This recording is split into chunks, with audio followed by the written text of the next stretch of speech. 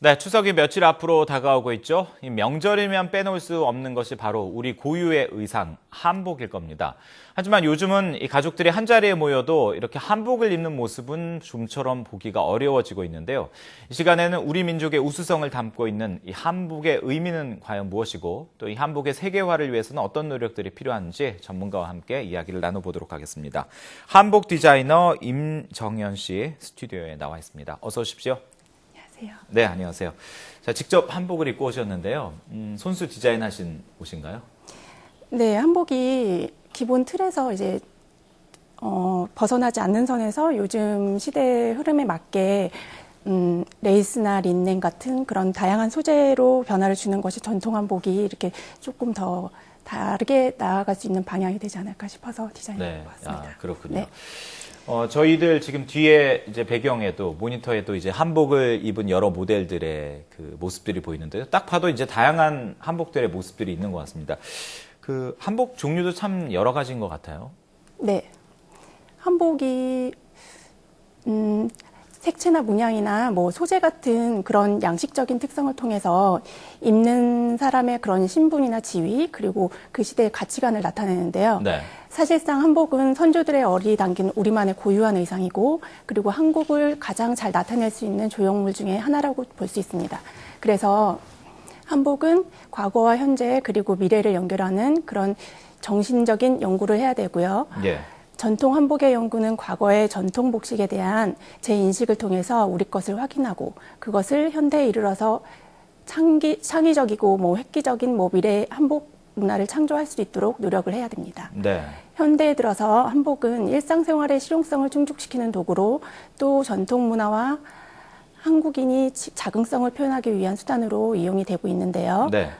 간단하게 종류를 살펴보면 남자 한복으로는 왕의 신분복으로 면복, 강사포, 골룡포 등이 계급을 표현할 수 있는 의복이었습니다. 네. 또 관복에는 처음에는 서민들이 입을 수 없었던 옷이었는데 나중에는 서민들도 입을 수 있는 의례복으로 사용이 되었습니다.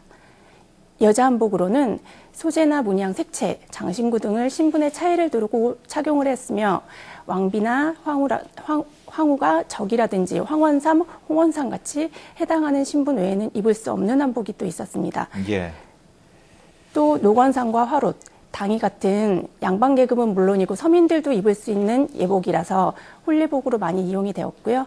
또 도포나 두루마기 같은 겉에 입을 수 있는 의복은 평상복 위에 입어서 겉옷의 개념으로 사용이 되었고 외출시나 뭐 제사, 세배 하실 때 이런 장소나 뭐 이렇게 실내 이런 데에서 꼭 입어야 했었던 그런 옷이었습니다. 예. 네. 근데 이제 그 일반인들의 경우에는 평상시에 한복이 입는 경우가 많지는 않고요. 네. 대부분 이제 결혼식 때 그 예복 한복으로 많이 입잖아요. 네네. 근데 이제 명절을 앞두고 입는 한복과 이렇게 그 예복으로 입는 한복은 조금씩 다른가요? 어떻습니까? 결혼식 때 맞춰 입으시는 그런 웨딩 한복은 집안 어른들에게 보여지는 면이 많이 아무래도 중요시 돼서요. 예. 새 신부 느낌의 곱고 화사한 그런 미색이나 뭐 노란색, 연두 계열의 저고리, 붉은 계열의 치마로 많이들 맞추시는 추세이십니다. 그래서 네.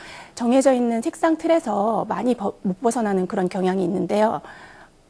근데 이제 추석이나 명절에 입는 일반 한복은 그런 다양한 소재로 색상, 디자인으로 원하시는 모든 것을 다양하게 선택하실 수 있다는 그런 장점이 있습니다. 네. 그래서 추석이 여름에서 가을로 넘어가는 시기이기 때문에 추석에 한복을 맞추시는 그런 사철 깨끼 소재의 한복도 이렇게 가능하신데요. 네. 겨울 소재의 양단과 같은 두꺼운 재질감의 한복으로도 선택하셔도 좋을 듯합니다. 아, 그렇군요. 그러면 지금 임정연 디자이너께서 입고 나오신 한복은 지금 여름에서 가을로 넘어가는 추석 시기쯤에 적합한 네네. 제가 보기에는 그런데 그렇습니까? 네, 맞습니다. 아, 그렇군요. 사실 한복은 해외에 나가서 이제 더 높게 평가받고 있다라는 그런 얘기도 많이 들었는데요. 네. 이 한복의 우수성이라고 할까요? 어떤 점들이 있을까요? 각 나라의 민족 복식은 다양한 자연환경과 민족성만큼 다양한 디자인과 양식, 독특한 그런 아름다움을 가지고 있는데요. 또 다른 주변 나라 복식들과 차별화되는 한 민족의 정서와 자긍심을 나타내는 것이 바로 의상입니다. 그래서 한복의 특징은 직선과 곡선으로 어우러져서 라인이 곱고 선의 흐름이 옷감에 가진 그런 색의 조화가 아름답다는 것인데요. 네. 한복은 이런 선의 흐름과 조화에 옛 조상들과 지혜의 감각을 그런 미적 감각을 찾아볼 수가 있고 또 입었을 때 움직임에 의해서 생기는 동적인 아름다움까지 더할 수 있습니다. 그래서 예. 그 아름다운 선의 조화가 세계 그 어떤 나라의 고유한 의상과 비교를 해봐도 가치가 충분히 인정받을 수 있다고 생각합니다. 네. 특히 이제 최근에는 그 박근혜 대통령이 해외 순방 갈 때마다 그 다양한 한복을 입고 나타나는 경우가 있어서 네네. 또 관심을 모으고도 있는데요. 그 대통령이 입었던 한복에는 어떤 의미가 있을까요, 그러면? 네, 박근혜 대통령님께서는 그 역대 다른 대통령님들과는 좀 달리 해외 만찬 때나 뭐 이렇게 계속해서 한복의 미를 알리고 한복을 세계화를 몸소 이렇게 추진을 하고 계시는데요. 개인적으로는 아주 반가운 일이라고 생각을 하고요. 네. 대통령님이 로 인해서 우리나라 사람이 해외에서 한복을 더 많이 입고 노력을 하고 있고 외국인들도 광화문 광장이나 뭐 한복을 직접 입을 수 있는 뭐 그런 공간을 찾아가서 사진을 찍고 좋아하는 모습도 자주 볼 수 있습니다. 그래서 이렇게 한복에 대한 관심이 점점 높아져가는 추세인데 정작 우리 옷을 더 사랑해야 되는 그런 한국 사람들은 결혼식 날 특별한 그런 이벤트적인 그런 날 이외에는 한복을 자주 입지 않는 것 같아서 그런 건 좀 아쉬움이 남습니다. 네. 네, 저희 이제 방송하는 저희들 같은 경우는 이제 명절 때 그 양복 대신 이제 한복을 입는 경우가 있는데요. 네네. 그 일반인들 같은 경우는 그 평상시에는 사실 입기 좀 번거롭다라고 하시는 분들도 있을 것 같은데 이제 한복이 대중화되고 더 나아가서 세계 여러 나라 사람들이 함께 입을 수 있는 그런 의상이 되기 위해서는 어떤 것들이 필요할까요? 저도 한복의 아름다움을 공부하고 있고, 그리고 꾸준히 연구를 해 나가면서 한복에 대해서 더 이렇게 깊은 애착을 갖게 됐는데요. 네.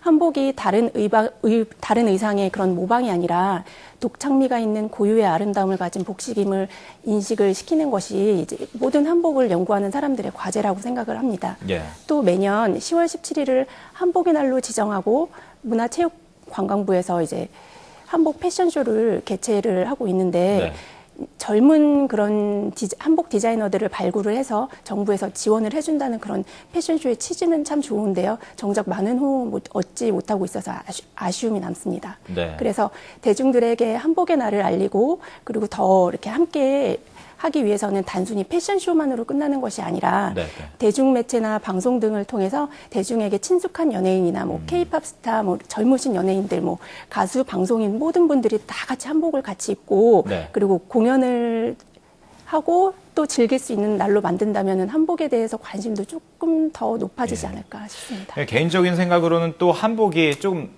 그 비싸서 좀 더 주저하지 않나 이런 생각도 드는데. 아무래도 이제 한복이 뭐 소재라든지 이런 거에 따라서 더 가격이 다 틀리기 때문에 그런 면에서 조금 저도 아쉬움은 남습니다. 그렇군요. 자, 오늘은 우리의 전통 의상이죠. 한복, 이 대중화와 세계화를 위해서 어떤 노력들이 필요한지 한복 디자이너 임정현 씨와 함께 이야기 나눴습니다. 오늘 말씀 잘 들었습니다. 네, 감사합니다.